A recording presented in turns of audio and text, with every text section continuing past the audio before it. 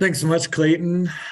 Good midday, everyone. Yeah, my name's Cam Patterson. I'm the development officer at Grid Alternatives Colorado. And I'll throw up a little presentation here.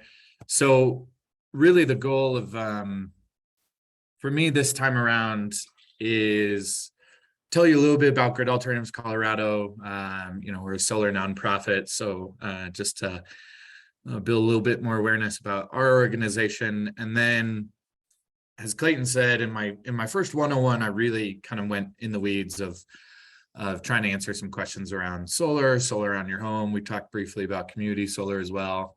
So I can definitely, if there's questions about that, I can go back in there. I started after some time in the Peace Corps in West Africa. I came back and I sold residential solar for a year and a half. Before that company ended up going under, and joined Grid on a commercial construction team. We did 5 Denver public schools in 2020. So I've had some install experience on the commercial side, and now am kind of the development fundraiser side. So have a little bit of unique experience in the solar realm. So I've sold it for a while. I'm happy to kind of talk through any questions or concerns about solar. But what I want to add on this year is, I'm sure everybody's been seeing all these tax credits and the IRA, the Inflation Reduction Act.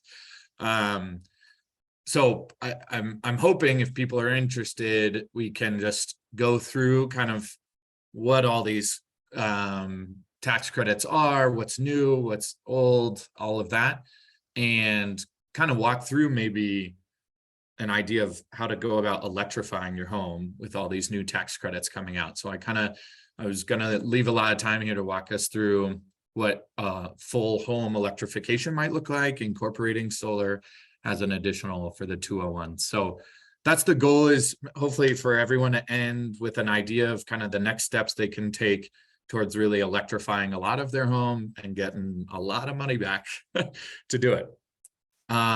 So hopefully that sounds good to everyone.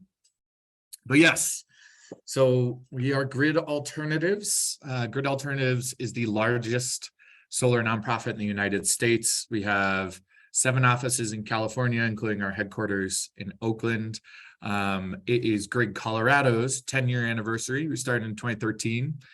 And we have a DC office that is our Mid-Atlantic office, a tribal program that works on tribal lands all over the United States, including Alaska. And then our international program works in Mexico, Nicaragua, and Nepal. And what I love about Grid is Grid's work really, to me, is exemplary of what environmental justice looks like. And it's right at this middle of energy justice and social justice. And I think Grid really takes a lens of accessibility that a lot of renewable energy or, addressing environmental injustice in communities that have faced disproportionate amounts of pollution or environmental harm, need to be at the center of this work, and need to be able to access the solutions to it. And that's where Grid really is at. We have 4 pillars of work, or 3 pillars of work. Our first is accessing renewable energy technology. So we do free solar installs from residential all the way up to large scale community solar. We did a 2 megawatt community solar array down in Pueblo in 2020. So really making sure that solar, renewable energy, and the benefits are accessible to the communities that need it the most, really need it the most. And we also have a clean mobility program. So we're helping Xcel Energy administer income qualified rebates for electric vehicles as well.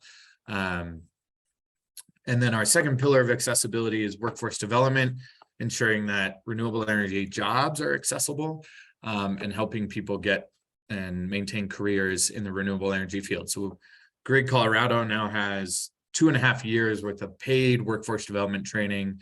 We're hosting a 2-week solar training academy right now.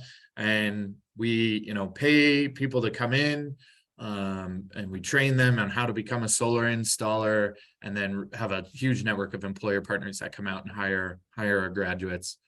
And our third pillar of accessibility is education and ensuring that students understand what renewable energy is, and get to have some hands-on experience of installing solar or seeing solar work and understanding how it works. So those are kind of our three pillars of access and how we address kind of energy justice and social justice. And this is our vision, rapid equitable transition to a world powered by renewable energy that benefits everyone. So we really do that. I think what I love too is this community powered, right? And we try and build our programs community up, and listening to those community organizations that are saying there's just not enough paid workforce development opportunities that our clients can go to. All right, we build those out because there's huge demand for qualified applicants in the renewable energy and solar industries. So making sure we're addressing community concerns and then building solutions around that, taking that listen first approach. And as I said, those are kind of our three main pillars of work, is that accessing technology, accessing work, equitable workforce development, and then renewable energy education. And this is our triple bottom line: people, planet, employment, right? And ensuring that all of our work is addressing energy burden and reducing costs for families, that they can reinvest in their families and communities, while also doing this in a way that's contributing to a better environment, cleaner environment for the community, and ensuring that that's all centered around employment and sustainable, meaning finding ways of sustainable wage and income to support all that work.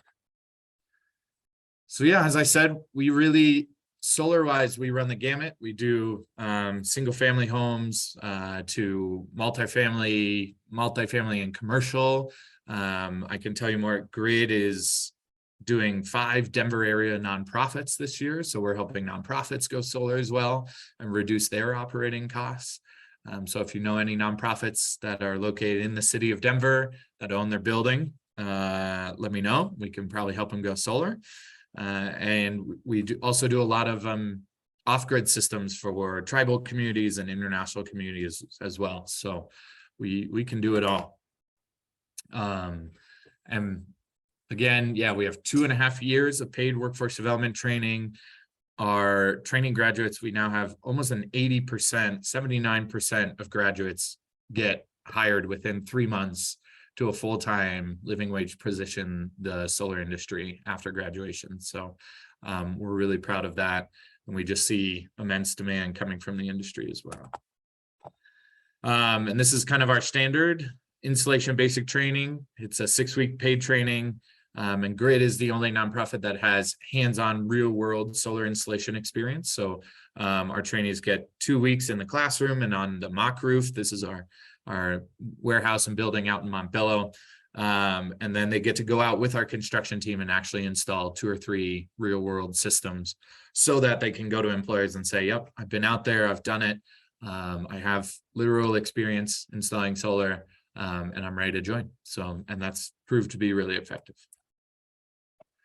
Cool. So if you're interested, how do I get involved in Grid? I love this mission.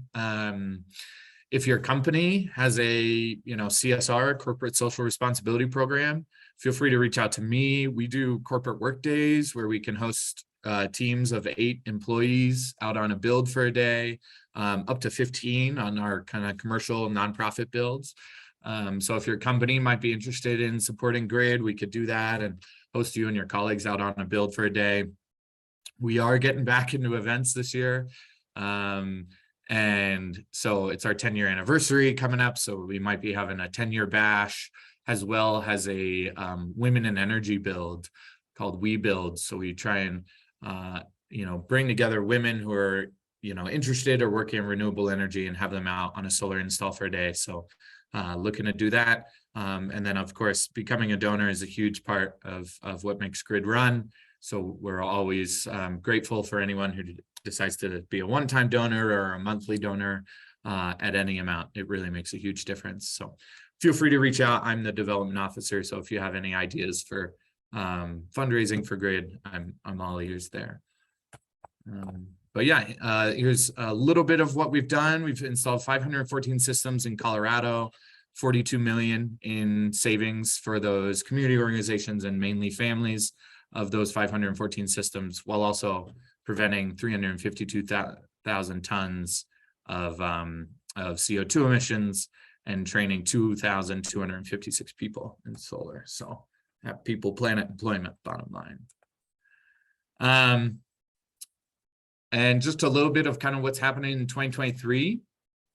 The Denver 2A amendment, which was kind of a climate tax amendment, is now in full effect. And one thing that the CASR, the Denver Office of Climate Action, Sustainability, and Resiliency, has decided to use those funds is a $3 million annual rotating fund to help nonprofits go solar. So we are at the, we are at the leading kind of edge of helping Denver-based nonprofits, design solar systems to meet the criteria for that fund. And we've gotten now 6 nonprofits contracted to get free solar systems through that program. So along with doing 130 homes this year in the greater Denver metro area, we're also helping those nonprofits go solar and continuing to build out our workforce development and clean mobility programs as well. So yeah, that was my quick grid intro. If there's any questions, feel free to throw them in the chat. But I wanted to jump in a little bit to these IRA, the Inflation Reduction Act, energy efficiency tax credits. And there's so many of them, and it's a little overwhelming that I thought instead of trying to build out a bunch of slides, we could all just go to this link together. And I find this one to be kind of well designed and visual. Let me put it in the chat here first. And then if there's any ones or people have any that are really interesting to them, I'd be happy to kind of dive into those specifically. But did I share my screen? Sorry. There we go. So the Inflation Reduction Act was passed last year, and on the solar side of things, it re-upped the solar tax credit to 30%, the solar tax rebate through to 30% all the way through 2033. And then it starts to go down again to 26% in 2034 and 22% in 2035, I believe. Something along that. It's a long ways away. So the solar tax credit is back up to 30%, but a huge element of this is that, a major focus of this is having people electrify their homes, and they want to make it as economically feasible as possible for homeowners to really invest in fully electrifying their home. And to do that, what they've done is created both tax incentives and yet to be fully fleshed out upfront rebates that you can also combine. So it's a little confusing, but if you this is a really well done calculator, and you can put in, what's a Lakewood zip code if someone minds. Yeah, 80226. 80226, sure. And we'll be a homeowner, and let's just say, sure, let's just say 70,000 for household income, and we're a joint 2-person household. Okay, so when you go down here, what you have is electrification rebates and then the tax credits, okay?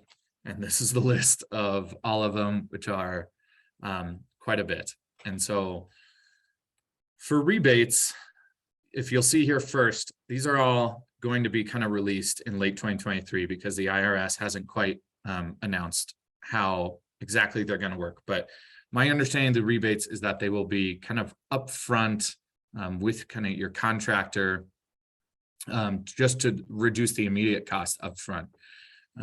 So what is a good one to start on? So heat pumps, we can definitely get into.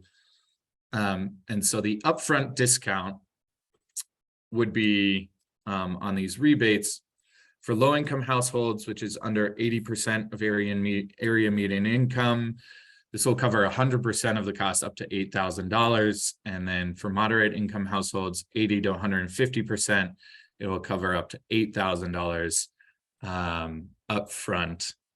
And then you can include as well a tax credit on that. So 25C is the other part. The tax credits provides a 30% tax credit for heat pumps capped at $2,000 a year. And then as well another 30% tax credit for an electrical panel upgrade. So on a 1,500 square foot home, this is 2 people, that these might be about $8,000 a year that you can get, and then get the tax credit back afterwards, so you can claim that tax credit. So this is kind of the back and forth here, where these electrification rebates for an electrical panel, electric stove, rewiring are all going to come out in 2023 and be upfront rebates and costs, and then you'll be able to come back and include those tax credits once those projects are completed on the back end. So for solar, we can start there. It's back up at 30%. And this is an uncapped tax credit. So there's no limit to how expensive your solar system can be. And as you see here, the average system is a 6 kW. That's about right. 6 kilowatt rooftop solar install for about $1,500. And so you get $4,600 back on your taxes afterwards. And, when you file those,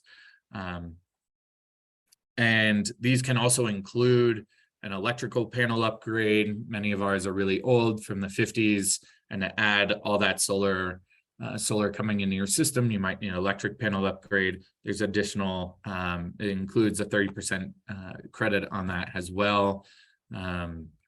So this is really exciting that it's back up and has a really long term. But what I would say for people that are starting out, it's a little overwhelming, is to start with an energy audit. If you haven't done an energy audit yet, it's the best way to just get almost like a map of your home and the energy situation of your home.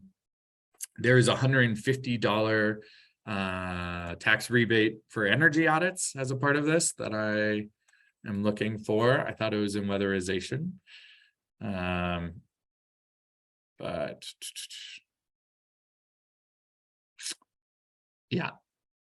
So you can get a tax rebate of $150 for your energy audit. And if you do that through Excel, they also have rebates from $150 for your baseline energy audit all the way up to $250 for like an infrared blower door energy audit. So you can most likely get about 90% of the energy audit covered with the Excel rebate and this tax credit as well. So I would start with an energy audit. And what that's going to help you do is really decide, here are my main priorities. Definitely need to add insulation in my attic, or my windows are, really not double paned or not insulated. Could get some really good windows to start. And start there to really map out kind of what are going to be the most effective steps to go with. And part of that is because with these tax credits on weatherization, there's a $1,200 cap on the doors, the insulation that you can do annually. So the tax credit can only be $1,200 right here, $1,200 per year. And here's some of the breakdowns. So for windows, that's $600 or 30% of your windows. There's the energy audits at $150. Doors, $250 per door, $500 total. And insulation and air sealing, $1,200. So if your energy audit comes back and you've got really low levels of insulation in your attic, maybe you think, all right, this year, let's do insulation. That's going to max out my $1,200 tax credit. for this year on weatherization. Then next year, let's look at doors and windows and start kind of looking at, all right, we need 3 new doors, right? We could get 500 back on those on the tax credits.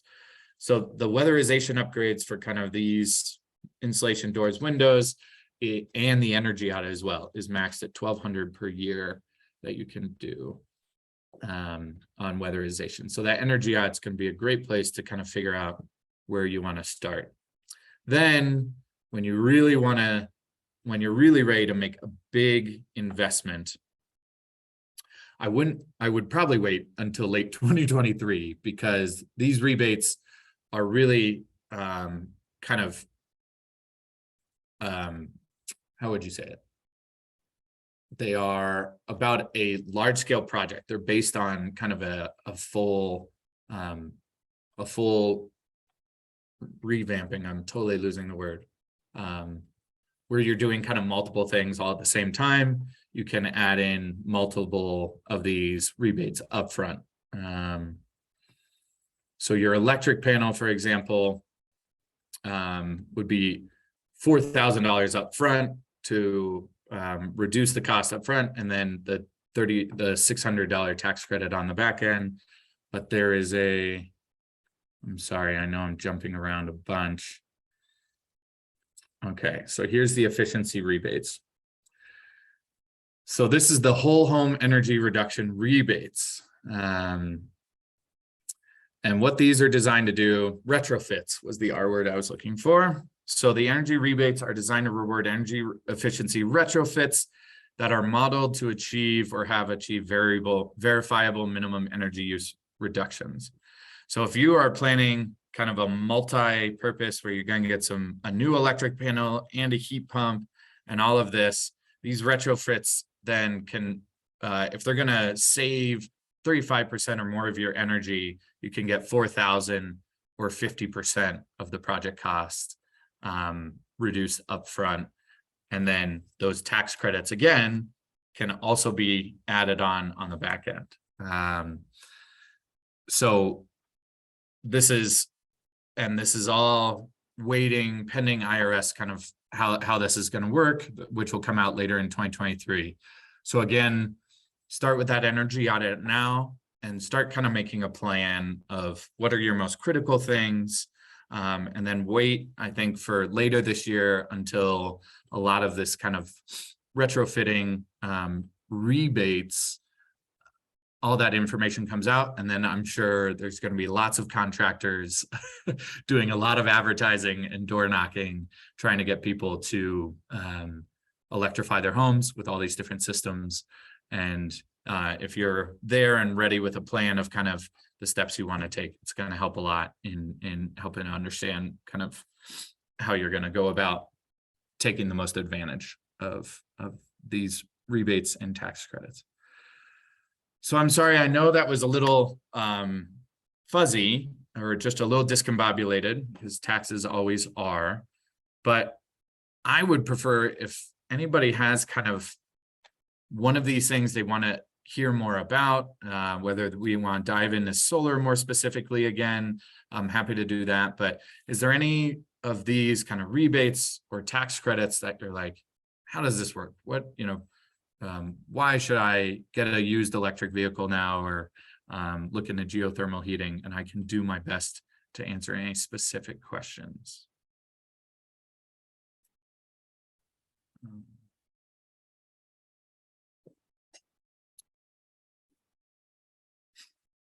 Hey, Cam, this is Jeff at Lakewood.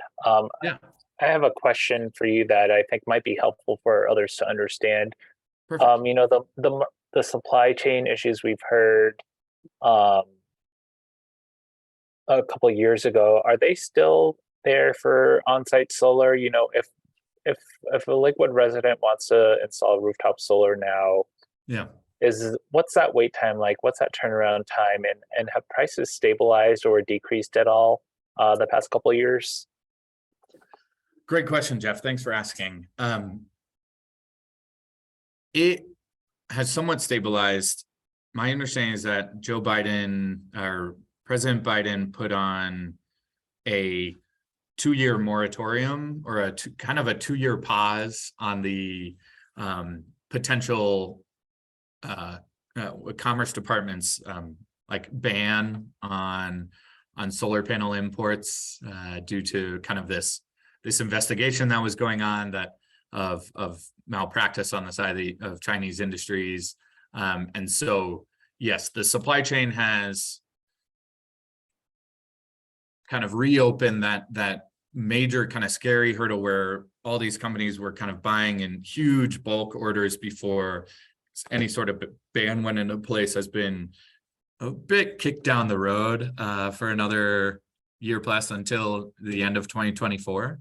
And so what I'm currently seeing is obviously there's huge demand, but the major headwind right now is actually that Xcel Energy needs to do a lot of hiring and hasn't been able to, but their wait times for approving systems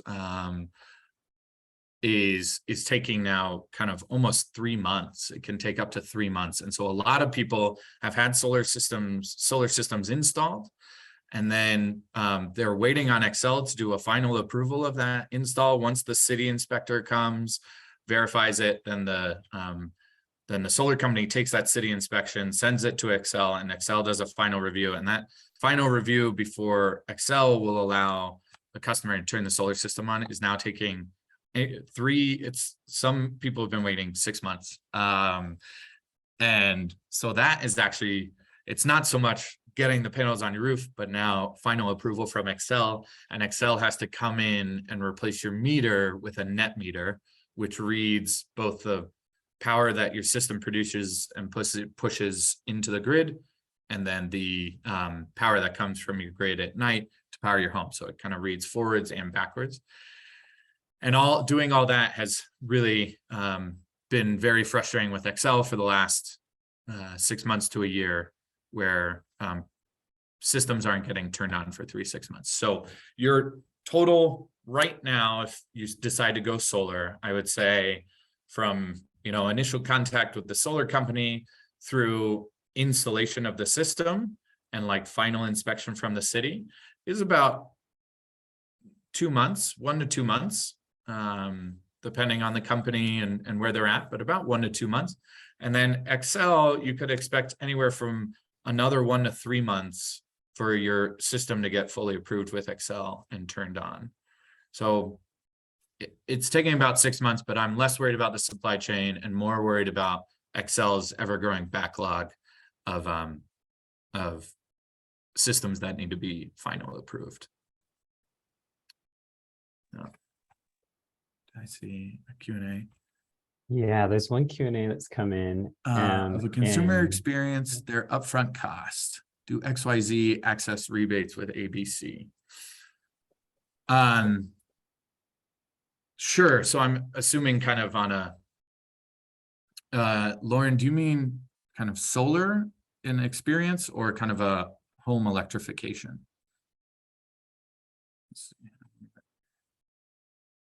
Yes, solar. Okay, perfect. Yeah, I can totally walk you through that. Okay, so the solar experience. What I would recommend is I would say try and get bids from 3 solar companies. Now often, especially post-COVID, most solar companies can do a full layout of your potential system online and kind of map out where the panels would go on your roof online. We have all that capability through satellite software systems. And so you can request an online bid and then sit down with these solar companies, and they can kind of walk you through their different pitches. And often you might find you get a really high bid, a medium bid, and a low bid cost wise. And I often kind of, will often go with the middle bid, but it really depends on what's important to you. Some companies will have longer labor warranties, for example, where they'll, guarantee their labor on a system for 10 years instead of 5. So there's some, different things that can be more important. Often I will just preface that solar doesn't need a lot of maintenance because there's no moving parts. And so not a lot really like wears down as things do when there's moving parts. But there can be, some electrical things, but often those will happen in the first 5 years, and every company has labor warranties in the first 5 years. And then all the panels and the inverters have a manufacturer warranty for 20 to 25 years. And so if anything breaks, your solar company will get a new product from the manufacturer and come in and reinstall it free of charge on the product. And then if your labor warranty is still in place, totally free. So you can get 3 bids from these solar companies, and then choose one. What will happen then, you'll get assigned a project manager with that company whose main goal is really going to be kind of walking you through what the next steps are. The first step is going to be a site visit, and someone from the company will probably come out and spend maybe 20-30 minutes at your house. You'll have to go in your attic, take photos of your attic structure, make sure it can support the solar system as well as your electrical system, look at your electrical panel, take photos of that, all of which the design team needs to make sure that they design a system that's, meets code. And if your electrical panel is full and needs an upgrade, that's going to be a factor. So once the site visit ends, the solar install will go through design, and the designers will come through, or from the company will design out your system. This might be a point in time where they'll let you know, hey, we can't add this big of a solar system without upgrading your electric panel. And that electric panel upgrade would be included in the 30% tax credit. So it's a good time, to get that all included, because they can cost $4,000 to $5,000. Site visit, design, and then once the design is completed, the company will take care of permitting for you. So they'll get that design all laid out, sent to the city and county, or the AHJ, as well as Excel for preliminary approvals. Once permitting is all done, that can take 2 to 3 weeks. Company will come out, install. The install really should only take a day, unless there's a electric panel upgrade, but often can be done within the day. So it's not a long construction process at all. Day, 2 days, most likely. And then once the installation is done, the company will schedule a final inspection from the city. That inspector will come out. That can take, 1 to 2 weeks. He'll come out, he or she, they'll come out, approve the system. The company takes that final inspection and submits it all to Excel for final approval. Once Excel approves the system, they will then come out and replace your meter with a net meter that, again, reads the electricity that you push into their grid. And you'll see on your Excel bill kind of a credit system. So often in the spring and early summer, where it's still kind of cool, you're not using your air conditioning. If you haven't, your system will produce more electricity than you need. And so all that extra electricity will go into the grid and will be used by your neighbors. And so you'll produce all these credits. Your net meter will roll negative. And so you'll produce all these credits in the spring, and then maybe in the late summer, it's really hot. You're using AC, so you're about at 100%. Your system's producing just enough for what your usages are. And then in the winter, the sun goes down, it's cloudy, it's snowy, etc. You might not produce as much electricity as you use, even though you're using less, you're using more gas. And so, and here I can pull this up. But those credits will then be used to cover the gap. So your credits will come in and cover the gap, and you'll just see kind of what your pre-monthly balance of credits was, and then credits that were used to cover any electrical gap, and it'll roll over. And so Excel does give you the possibility, the choice to roll credits over year. So if you have extra credits that you didn't use, you can roll those over and build like a bank of credits.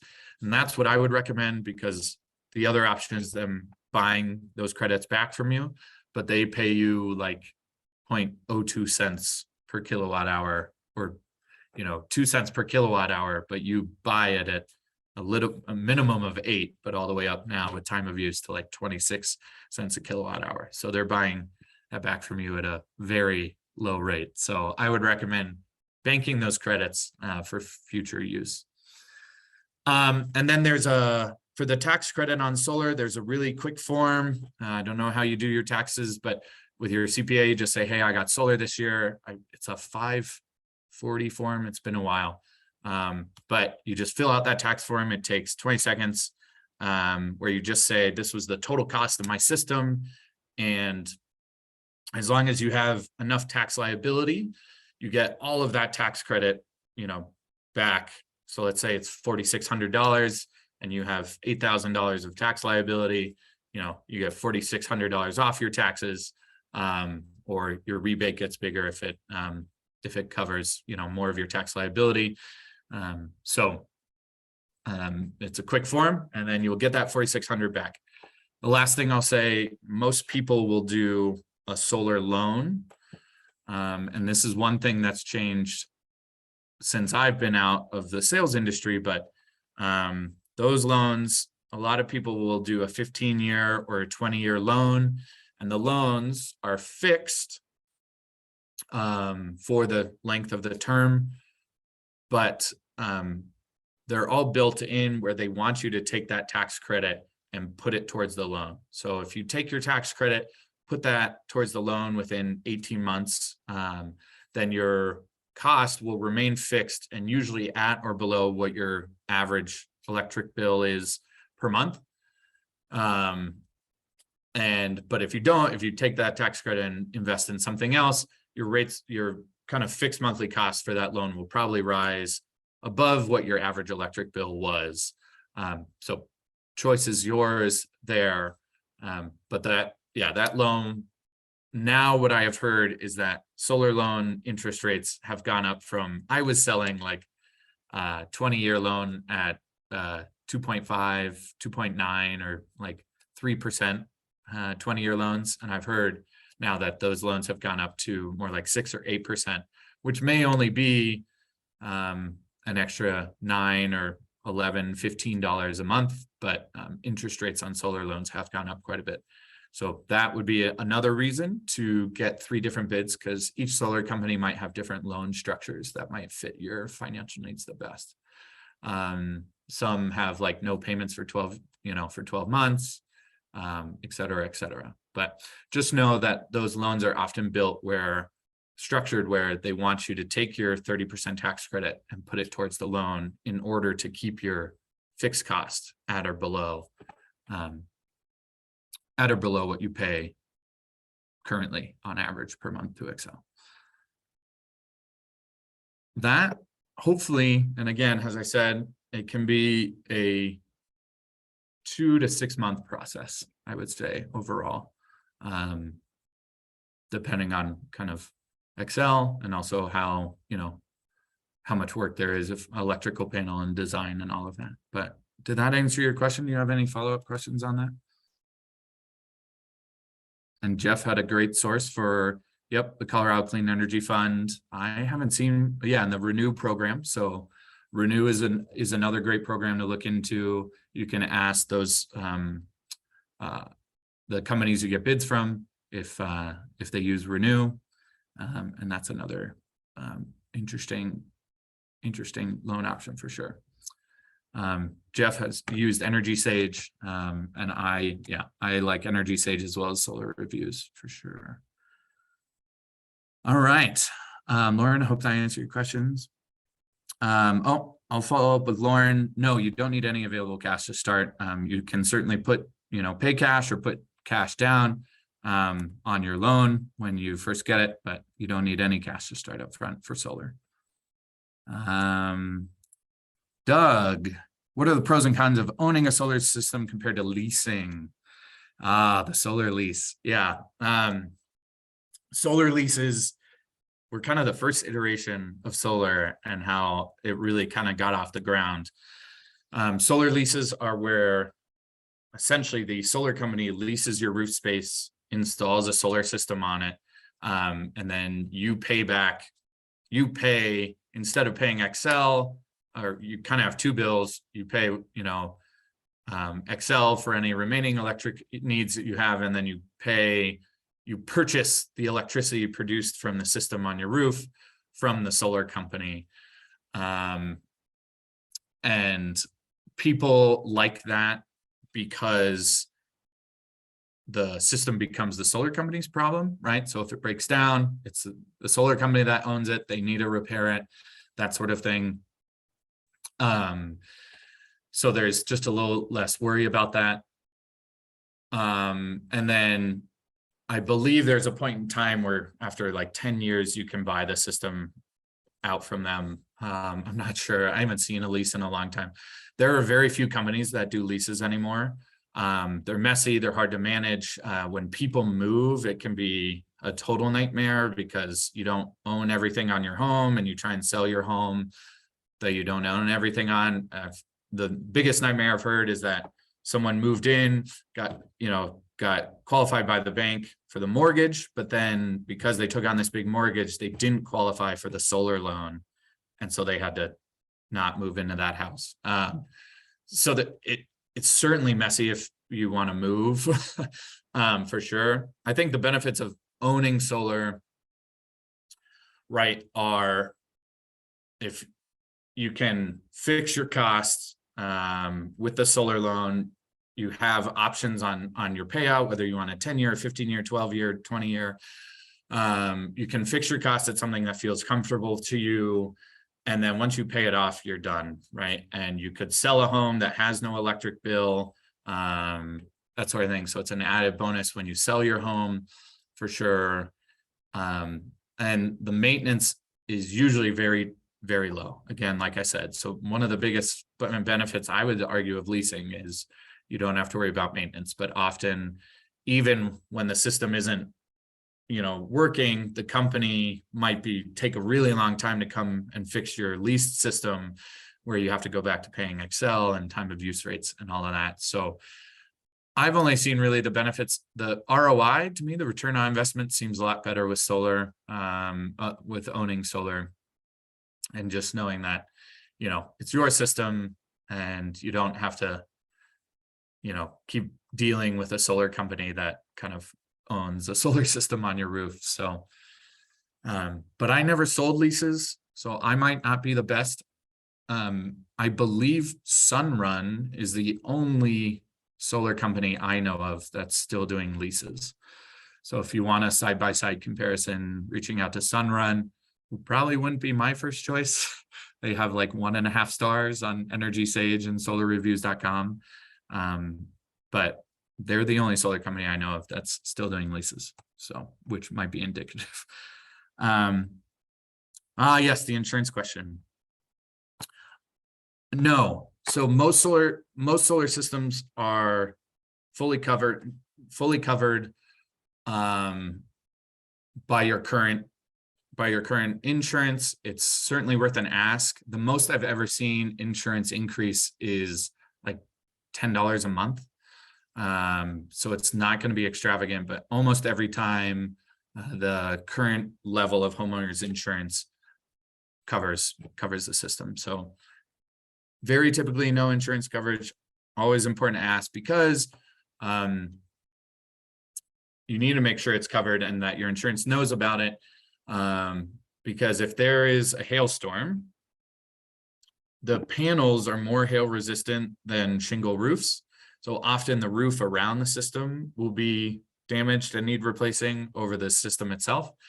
And your insurance company will pay the solar company to come out, what's called a DNR, will remove the system, have the roofers come in, replace the roof and put the system back on, and insurance covers that whole process to replace your roof. And then again, if panels are damaged in a hailstorm, they have a 25-year warranty. So your solar company will come out, will, order new panels for you, and replace those. If you're within the labor warranty, free of cost. If you're not, you might have to pay labor for, an hour or two to replace a couple panels, rewire and all of that. Yeah, so great question there. Lifespan of panels. So this is a great insight question you can ask the solar companies when you're getting a bid. But panels will last 25 years is their manufacturer kind of end date, except they'll still be 90% or better efficient after 25 years. So there's every different type of panel has a degradation rate. And it's a great way to judge like premium panels versus kind of your mainline panels. So some of the best panels today have a degradation rate of like 0.03%, meaning after 25 years, they're going to still be 95% efficient. Your mainline panels are anywhere from like 87% efficient to 92% efficient after 25 years. So the panels will produce electricity for 35 or 40 years. But the degradation rate will let you know how efficient those panels are proven to be after 25 years, which is typically in the low to mid 90%. So they only lose 5% efficiency after 25 years, the best panels. All right, how am I doing?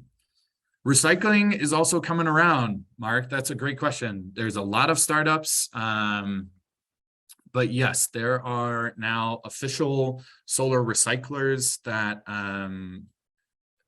companies will send panels to get recycled. I don't quite know. They're certainly way more for like the utility scale side where there's, thousands of panels. I'm not quite sure that, your local solar company is kind of recycling panels quite yet for you. But there are solar recyclers that are recycling a lot of the materials, up to, I think 90% of a panel is getting recycled, but it's a really rising industry. So it is out there. It's getting better and better. You're constantly seeing new articles of they've done it, and they've pulled out 100% of the silicone and made fully recycled panels. But it's all kind of in that pilot to scale phase right now, but it is coming around. Yeah. Great. We have one person who has his hand raised. Adam, Sure. I'll unmute you so you can talk. Hello, can you hear me? Yeah, I can hear you. Great. Thanks, Cam. One question, is it possible to have a, because we also have that SunShare program. We're a customer of SunShare. And we were wondering if it's possible to have a battery backup without putting panels on your house. It is absolutely. And that is a new tax credit as well. Battery storage installation is 30% tax credit. And you can add a battery with or without solar. You can add solar and add a battery later. You can just have a battery backup. So absolutely. I would say this is about 16,000 seems a little, I think a Tesla Powerwall when I was selling 2 years ago was about $12,500. So 16,000, but with labor and yes. So yes, you can. Batteries make a lot more sense with time of use because if you've switched to time of use, you can set your battery to turn on at like 4 p.m. when peak hours start and run through, 7 or 8 p.m. when peak hours end. And so you can cover those points of the day with your battery or a lot of it, hopefully, where you would be paying 24 cents a kilowatt hour, 28, whatever it is. You can cover that with your battery and then have it recharge overnight with the cheaper power from the grid. Or if you have solar, have your solar system power, charge it up in the morning. So yes, I would say especially if you've been pushed on a time of use already by Excel, the return on investment makes a lot more sense. If you're not on time of use, it doesn't, the return is quite a bit longer, could be 10, 12 years to get your money back.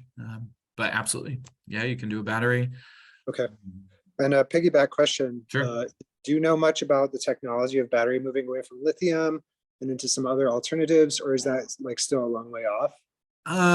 Yeah, there's some solid, what are they? Solid iron phosphate batteries that are a lot safer. Of course, more expensive. Sonnen is one to look up. SONNEN. I think there's solid iron phosphate. Same thing too. Yes, lot coming out of like, this is the new battery, the new great battery. You know, there's stuff with salts and sand and, you know, molten salt and all this stuff. So, but the two I know are really lithium and then the solid iron phosphate, which Sonnen and some others. So you could start there. They're going to be a little bit more expensive. They might be more durable as well, though. They might last 15 to 20 years instead of kind of the 10 to 12 of lithium ion ones. So they've got some upsides with some potential increased cost. Sonnen is one I know, but batteries aren't totally my strong suit. Okay, thanks. Yeah. Great. I hope that was helpful. It always goes so fast, but I am here to be an independent. You know, if you get these bids and you're overwhelmed, I work for a nonprofit. I don't have any ties. I can recommend you some companies that I trust the most for my time in the industry. So if you want some ideas of companies to get bids from, I'm happy to do that. I'm happy to look over bids. And there's my email. Yeah, so if your company is interested in working with and volunteering with Grid, if you've got any follow-up questions, don't hesitate to reach out.